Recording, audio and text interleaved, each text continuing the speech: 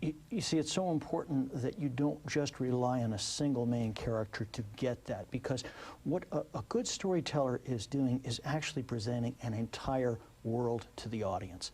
And they have to detail that world and make every one of those characters seem like a complete person.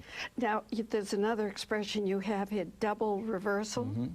And I said to you, in reading that part of this book, I had just seen American Gangster, and totally, they reverse roles. That's right. Double reversal, it's interesting you put your finger on that, because that is one of the more advanced techniques that I talk about in the book. You don't see it in every story, but you see it in very good stories.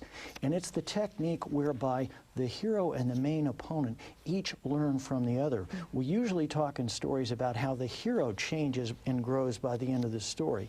In a really good story, not only the hero changes and grows, the main opponent changes and grows, and they each learn a crucial thing from the other person. And you see this, by the way, most often in love stories, which are constructed to that end point, where both hero and lover learn some key thing from the other. But in good stories, other than love stories like American Gangster, you will see this technique as well.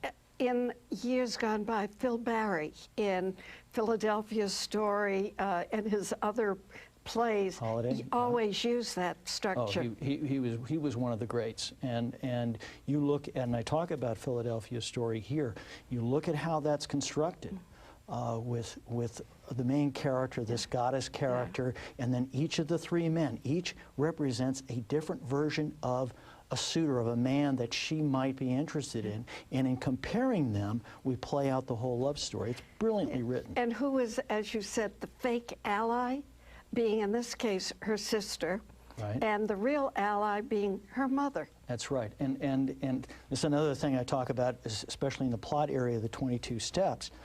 One of the marks of a really good writer is that they won't just have a clear hero and a clear opposition. They will have characters who are in between. There will be somebody who looks like an ally to the hero but is really working against them. Or they look like an opponent but they're really a friend. And this is one of the things that J.K. Rowling does so well in her Harry Potter stories.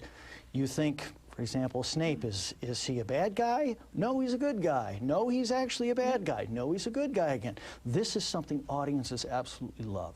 Because we all know that no one we know, including ourselves, is all good. That's right. Or all bad. That's right. That's right. And part of the technique of an author that I talk about a lot in this book is playing with the audience's understanding of that. So it's not just black and white for each of these characters, not only because it makes for deeper characters, but it helps the plot, because each time you flip the audience's understanding of whether this is a friend or an enemy, you get a surprise. And audiences love surprise.